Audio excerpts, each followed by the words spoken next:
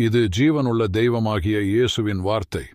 இந்த நல்ல ஓய்வு நாளிலே கர்த்தர் உங்களுடன் பேசும் வார்த்தை என்னவென்றால், எருசலேமில் யூதருடைய பண்டிகை ஒன்று வந்தது. அந்த நேரத்தில் இயேசு எருசலேமுக்கு சென்றார். எபிரேய பாஷையிலே பெதஸ்தா என்னப்பட்ட ஒரு குளம் எருசலேமில் ஆட்டுவாசலின் அருகே இருக்கிறது. அதற்கு 5 மண்டபங்கள் உண்டு. அவைகளிலே வியாதியஸ்தர்கள் அநேகர் படுத்திருந்து தண்ணீர் எந்த நேரத்தில் கலங்கும் என்று காத்துக் கொண்டிருப்பார்கள். ஏனெனில் சில சமயங்களிலே தேவதூதன் ஒருவன் அந்த குளத்திலே இறங்கி தண்ணீரை கலக்குவான். தண்ணீர் கலங்கின பின்பு யார் முந்தி அதில் இறங்குவானோ அவன் எப்பேற்பட்ட வியாதிஸ்தனாயிருந்தாலும் சொஸ்தமாவான். 38 வருஷம் வியாதி கொண்டிருந்த ஒரு மனுஷன் அங்கே இருந்தான். படுத்திருந்த அவனை இயேசு கண்டு அவன் வெகுகாலமாய் வியாதிஸ்தன் என்று அறிந்து அவனை நோக்கி, சுஸ்தமாக வேண்டுமென்று விரும்புகிறாயா என்று கேட்டார். அதற்கு வியாதிஸ்தன், கர்த்தாவே, தண்ணீர் கலக்கப்படும் நேரத்தில் என்னை குளத்தில் கொண்டு சென்று விடுகிறதற்கு ஒருவரும் இல்லை. நான் செல்கிறதற்குள்ளே வேறொருவன் எனக்கு முந்தி இறங்கி விடுகிறான் என்றான். இயேசு அவனை நோக்கி, எழுந்திரு, உன் படுக்கையை எடுத்துக்கொண்டு நட என்றார்.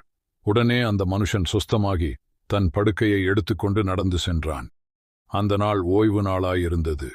ஆதலால் யூதர்கள் குணமாக்கப்பட்டவனை நோக்கி, இது ஓய்வு நாளாயிருக்கிறதே, படுக்கையை எடுத்துக்கொண்டு செல்கிறது உனக்கு நியாயமல்ல என்றார்கள். அவன் அவர்களுக்கு பிரதியுத்தரமாக, என்னை சுஸ்தமாக்கினவர் உன் படுக்கையை எடுத்துக்கொண்டு நடவென்று எனக்குச் சொன்னார் என்றான்.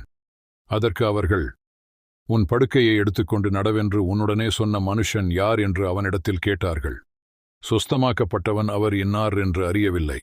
அவ்விடத்தில் ஜனங்கள் கூட்டமாயிருந்தபடியினால் இயேசு விலகியிருந்தார்.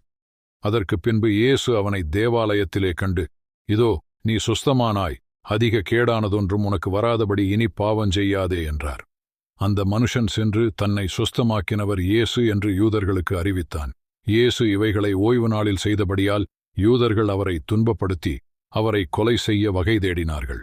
இயேசு அதற்கு, என் வசனத்தை கேட்டு என்னை அனுப்பினவரை விசுவாசிக்கிறவனுக்கு நித்திய ஜீவன் உண்டு.